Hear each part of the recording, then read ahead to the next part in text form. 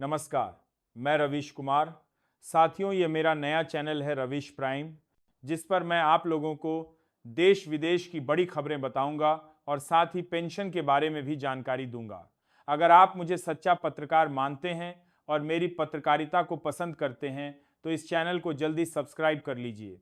तो चलिए वीडियो शुरू करते हैं। आज के इस खास प्रस्तुति में हम बात करने वाले हैं देश के करोड़ों पेंशनर्स और कर्मचारियों से जुड़ी उन बड़ी खबरों की जो आने वाले सालों में उनके जीवन की दिशा ही बदल सकती हैं। अगर आप खुद पेंशन लेते हैं या आपके परिवार में कोई सेवानिवृत्त कर्मचारी है या आप अभी नौकरी में हैं और भविष्य की पेंशन को लेकर चिंतित रहते हैं, तो ये पूरा वीडियो आपके लिए है। यहाँ हम सिर्फ सुर्खियाँ नहीं सुनाने वाले, बल्कि हर फैसले की गहराई में जाकर समझेंगे कि इसका सीधा असर आपके बैंक खाते, आपकी मासिक आय और आपके परिवार की आर्थिक सुरक्षा पर कैसे पड़ेगा। शुरुआत करते हैं सबसे ज़्यादा चर्चा में रहने वाली योजना से, यानी ईपीएस 95 पेंशन योजना से। यह योजना उन कर्मचारियों के लिए बनाई गई थी जो निजी क्षेत्र में काम करते हैं और अपनी नौकरी के दौरान ईपीएफ और पेंशन फंड में योगदान देते हैं। सिद्धांत में यह योजना इस बात की गारंटी देती है कि नौकरी छोड़ने या रिटायर होने के बाद भी व्यक्ति को हर महीने कोई न कोई निश्चित पेंशन मिलती रहे। लेकिन व्यवहार में सालों तक स्थिति ऐसी रही कि लाखों पेंशनर्स को इतनी कम राशि मिल रही थी कि उस पर इज्जत के साथ जीवन गुजारना लगभग असंभव हो गया था। कल्पना कीजिए, कोई व्यक्ति जिसने पूरी जिंदगी फैक्ट्री, दुकान, प्राइवेट कंपनी या किसी निजी संस्थान में काम किया, पसीना बहाया, ओवरटाइम किया और हर महीने उसकी सैलरी से कटौती भी होती रही ताकि भविष्य में उसे पेंशन मिल सके। और जब वह उम्र के उस पड़ाव पर पहुंचा जब काम करने की क्षमता कम हो गई, तब उसे महीने की पेंशन केवल 1000 या 1200 रुपए के आसपास मिली। अब आप खुद सोचिए, जब एक तरफ दाल 100-120 रुपए किलो हो, सब्जी, तेल, गैस सिलेंडर, बिजली का बिल, दवाई, इलाज, किराया, ये सब आसमान छू रहे हों, तो 1000 रुपए की पेंशन में कोई बुजुर्ग कैसे जीवन बिताएगा? यह सवाल सिर्फ आर्थिक नहीं बल्कि नैतिक भी है। इसी कड़वी सच्चाई को देखते हुए पेंशनर्स वर्षों से यह मांग उठाते रहे कि ईपीएस 95 के तहत मिलने वाली न्यूनतम पेंशन को बढ़ाया जाए। देश के अलग अलग हिस्सों से पेंशनर्स दिल्ली आए, धरने प्रदर्शन किए, अपने दर्द को मीडिया और सरकार तक पहुंचाने की कोशिश की। कई संगठनों ने मोर्चा संभाला, ज्ञापन सौंपे, अधिकारियों से मुलाकात की और लगातार यह कहा कि सिर्फ 1000-2000 रुपए की पेंशन आज के समय में किसी मजाक से कम नहीं है। काफी लंबे समय तक यह मामला फाइलों और मीटिंगों के बीच उलझा रहा, लेकिन अब स्थिति बदलती नजर आ रही है। ईपीएस 95 के तहत न्यूनतम पेंशन बढ़ाने पर सिद्धांत रूप से सहमति बन चुकी है। प्रस्ताव यह है कि अब हर पेंशनर को पहले के मुकाबले ज्यादा लगभग 7000 से 7500 रुपए प्रतिमाह की न्यूनतम पेंशन दी जा सकती है और इस पर महंगाई भत्ता यानी डीए भी जोड़ा जाएगा। इसका मतलब यह हुआ कि पेंशन सिर्फ एक छोटी मोटी राशि नहीं रहेगी, बल्कि वाकई जीवन यापन का एक मजबूत सहारा बन सकेगी। जरूरी सवाल यह है कि यह बढ़ी हुई पेंशन कब से लागू होगी और किस तरह लोगों तक पहुंचेगी। उपलब्ध जानकारी बताती है कि श्रम मंत्रालय इस फैसले को मंजूरी दे चुका है। तकनीकी स्तर पर पेंशन की गणना, डेटा अपडेट, सॉफ्टवेयर में बदलाव और अन्य औपचारिकताओं का काम शुरू हो चुका है। जब यह पूरा प्रोसेस पूरा हो जाएगा तो देश भर के लगभग 65 लाख पेंशनर्स के बैंक खातों में बढ़ी हुई पेंशन की राशि पहुंचना शुरू हो जाएगी। कई पेंशनर संगठनों का मानना है कि यह फैसला सिर्फ एक सरकारी निर्णय नहीं, बल्कि सालों से चल रहे आंदोलन, संघर्ष और आवाज उठाने का परिणाम है। यहां एक महत्वपूर्ण बात हर पेंशनर के लिए समझना जरूरी है। बढ़ी हुई पेंशन का लाभ स्वतः मिलने की संभावना तो है, लेकिन इसके लिए यह भी जरूरी है कि आपके रिकॉर्ड पूरी तरह ठीक हों। आपका नाम, जन्म तिथि, सेवा अवधि, वेतन विवरण, आधार नंबर, बैंक खाता संख्या, ये सब विवरण सही सही दर्ज हों। अगर इनमें से किसी भी जगह गलती होगी तो हो सकता है कि आपको सही राशि न मिले या आपके खाते में अपडेट आने में देरी हो जाए। इसीलिए सलाह दी जा रही है कि हर पेंशनर अपने रिकॉर्ड को एक बार ईपीएफओ की वेबसाइट, उमंग ऐप या क्षेत्रीय कार्यालय से मिलान कर ले। अगर किसी को लगे कि आपके साथ सामने पाँच किया गया, पाची समय का हराची पर ये का जानका कि आपके साथ मासूता है, बाती के साथ साथ साथ से उसके खाते में राशि नहीं बढ़ी या कोई त्रुटि आ रही है तो तुरंत कार्रवाई करना जरूरी है। अब जरा एक साधारण उदाहरण लेकर समझते हैं। मान लीजिए कि कोई व्यक्ति पहले मात्र 1,000 रुपए की पेंशन पा रहा था। इस राशि में वह केवल दवाई या छोटे मोटे खर्च ही किसी तरह निकाल पा रहा था। अब अगर न्यूनतम की बाद संवाद बी वही का दवाई बनाया है, पेंशन 7,000 या 7,500 रुपए तक बढ़ जाती है और उस पर महंगाई भत्ता भी मिलता है, तो अचानक उसकी मासिक पेंशन कई गुना बढ़ जाएगी।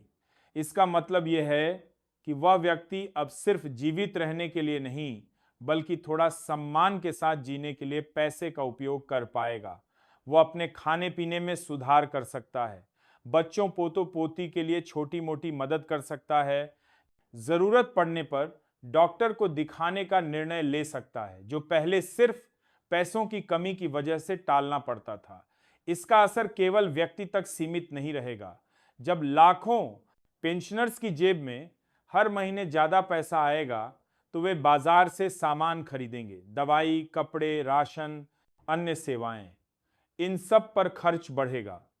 इससे बाजार में मांग बढ़ेगी और स्थानीय अर्थव्यवस्था को भी गति मिलेगी।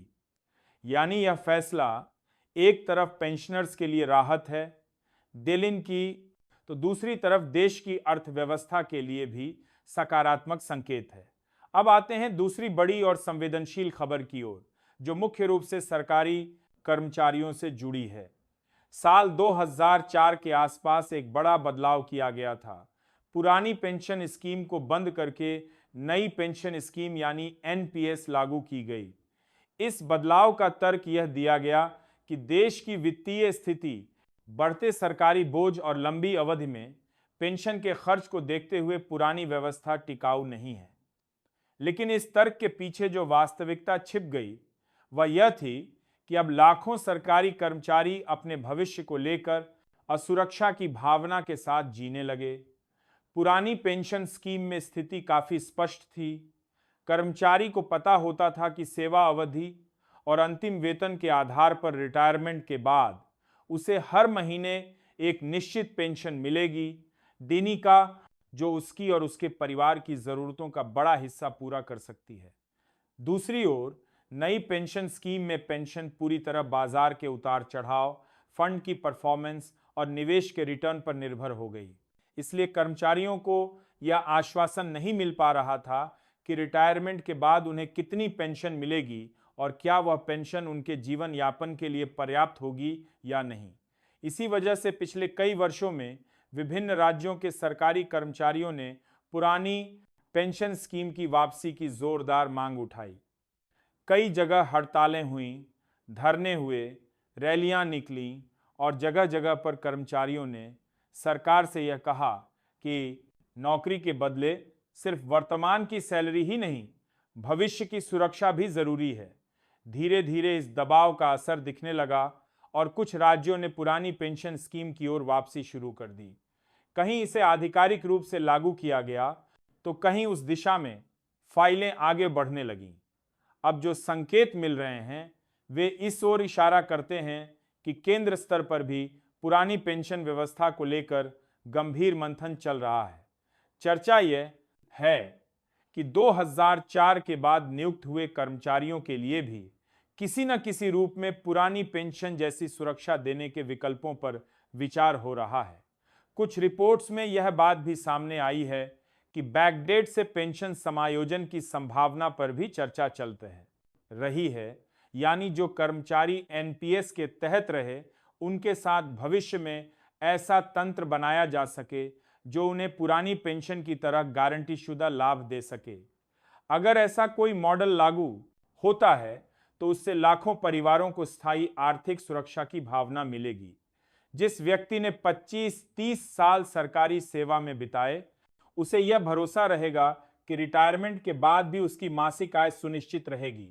यह भरोसा न केवल आर्थिक बल्कि मानसिक शांति के लिए भी अत्यंत महत्वपूर्ण है। जब किसी व्यक्ति को यह पता होता है कि बुढ़ापे में उसे किसी के सामने हाथ नहीं फैलाना पड़ेगा, उसकी दवाई, इलाज, भोजन और आवश्यक खर्च पेंशन से निकल जाएगा, तो वह अपनी पूरी सेवा निष्ठा और ईमानदारी के साथ कर पाता है। यहाँ एक और बात समझनी जरूरी है। पुरानी पेंशन स्कीम की वापसी का प्रभाव केवल वर्तमान कर्मचारियों तक सीमित नहीं रहेगा।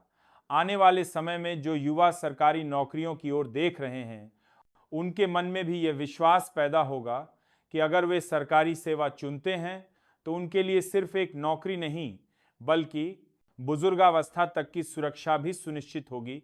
इससे सरकारी नौकरियों की आकर्षण शक्ति भी बढ़ेगी और प्रतिभाशाली युवा भी इस क्षेत्र की ओर आकर्षित होंगे। अब आते हैं तीसरी खबर की ओर, जो निजी क्षेत्र में काम करने वाले कर्मचारियों और पीएफ पेंशन के ढांचे से जुड़ी है। फिलहाल जो व्यवस्था लागू है, उसके तहत ईपीएफ और पेंशन फंड में योगदान की गणना अधिकतम 15 रुपये की बेसिक सैलरी तक सीमित है। इसका मतलब यह है कि यदि किसी कर्मचारी की बेसिक सैलरी और डीए मिलाकर 20 या 25 रुपये भी हो, तो उसके पेंशन फंड के लिए योगदान केवल 15 रुपये तक ही माना जाता है। शेष राशि पर पेंशन फंड में योगदान नहीं होता। नतीजतन रिटायरमेंट के बाद जो पेंशन बनती है, वह वास्तविक वेतन के अनुपात में कम रह जाती है। कई वर्षों से कर्मचारी संगठन ये मांग उठा रहे हैं कि जब महंगाई लगातार बढ़ रही है, वेतन संरचना बदल चुकी है और जीवन स्तर में भी बदलाव आया है, तो 15 रुपये की यह सीमा अब पुरानी और अव्यावहारिक हो चुकी है। उनका कहना है कि जब यह सीमा तय की गई थी तब की आर्थिक परिस्थितियां कुछ और थीं, लेकिन आज की वास्तविकता के हिसाब से इस सीमा को बढ़ाना ही पड़ेगा, वरना कर्मचारियों की पेंशन भविष्य में बहुत कम साबित होगी। इसी पृष्ठभूमि में यह चर्चा तेज हो गई है कि सरकार पीएफ और पेंशन योगदान के लिए वेतन सीमा को 15 से बढ़ाकर 25 रुपये करने पर गंभीरता से विचार कर रही है। अगर यह प्रस्ताव लागू किया जाता है तो इसका सीधा लाभ उन कर्मचारियों को मिलेगा जिनकी बेसिक सैलरी और डीए 15 से ऊपर है।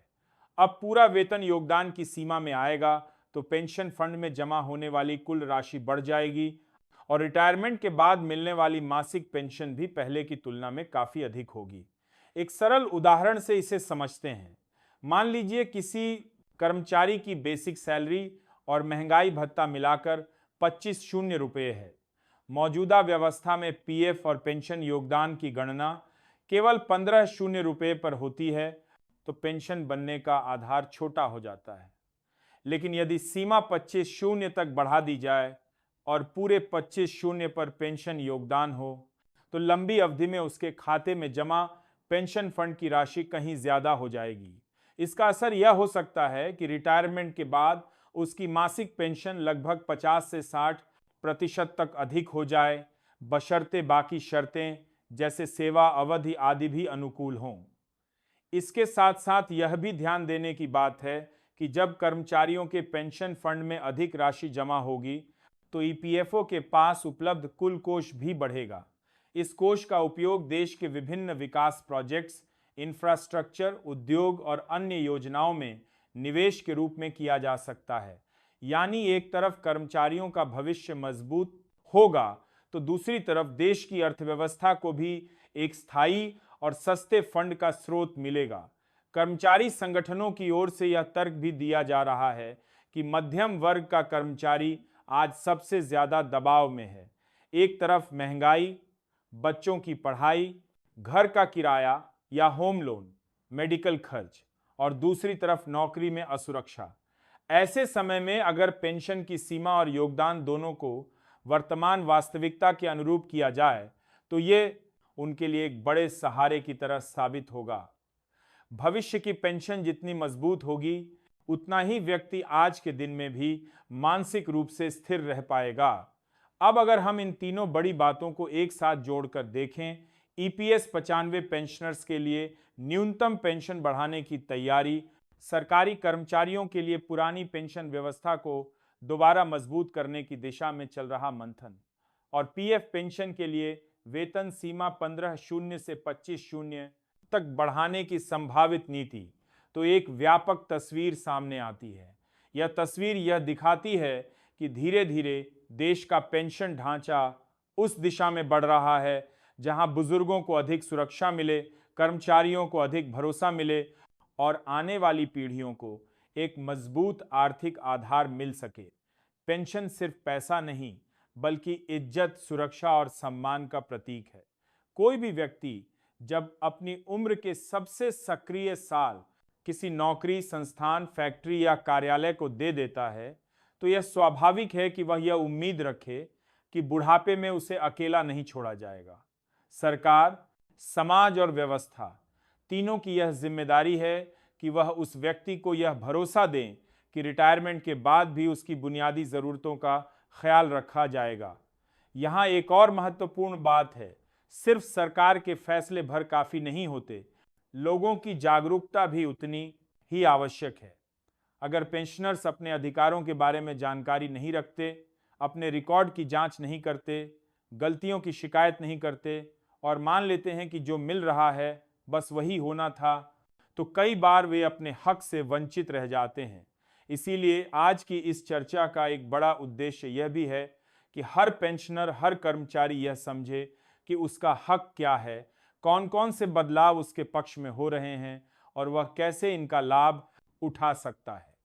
अगर आप ईपीएस 95 पेंशनर हैं तो सबसे पहले यह सुनिश्चित कीजिए कि आपका पीपीओ नंबर, बैंक खाते की जानकारी, आधार लिंकिंग, जन्म तिथि, सेवा अवधि, ये सब सही हैं। अगर आप सरकारी कर्मचारी हैं और पुरानी पेंशन स्कीम को लेकर चर्चाओं पर नजर रख रहे हैं, तो अपने संगठन, यूनियन और आधिकारिक नोटिसों के जरिए अपडेट लेते रहिए। अगर आप प्राइवेट सेक्टर के कर्मचारी हैं और पीएफ पेंशन योगदान की सीमा में होने वाले बदलाव पर ध्यान दे रहे हैं, तो अपनी सैलरी स्लिप, पीएफ पासबुक और ईपीएफओ पोर्टल पर अपनी डिटेल्स जरूर चेक करते रहिए। याद रखिए, पेंशन किसी का एहसान नहीं, ये आपकी वर्षों की मेहनत का वह हिस्सा है जो सिस्टम आपको वापस लौटाता है। इसलिए अपने हक को समझना, उसके लिए आवाज उठाना और सही जानकारी रखना आपकी जिम्मेदारी भी है और आपका अधिकार भी। अगर आपको यह पूरी जानकारी उपयोगी लगी हो तो इसे सिर्फ अपने तक सीमित मत रखिए। अपने माता पिता, रिश्तेदारों, पड़ोस के पेंशनर्स, साथ काम करने वाले सहकर्मियों और अपने व्हाट्सएप ग्रुप्स तक यह बातें जरूर पहुंचाइए, ताकि कोई भी व्यक्ति सिर्फ जानकारी की कमी की वजह से अपने हक से वंचित न रह जाए। जब समाज का हर बुजुर्ग आर्थिक रूप से थोड़ा सुरक्षित होगा, तो पूरा देश भी ज्यादा मजबूत और स्थिर दिखाई देगा। हमारी कोशिश यही रहेगी कि आगे भी पेंशन, नौकरी, कर्मचारियों के अधिकार और सरकार की नीतियों से जुड़ी हर महत्वपूर्ण जानकारी आपको समय समय पर सरल भाषा में समझाते रहें, ताकि आप सिर्फ सुनने वाले नहीं, बल्कि समझने और निर्णय लेने वाले जागरूक नागरिक बन सकें। धन्यवाद। जय हिंद।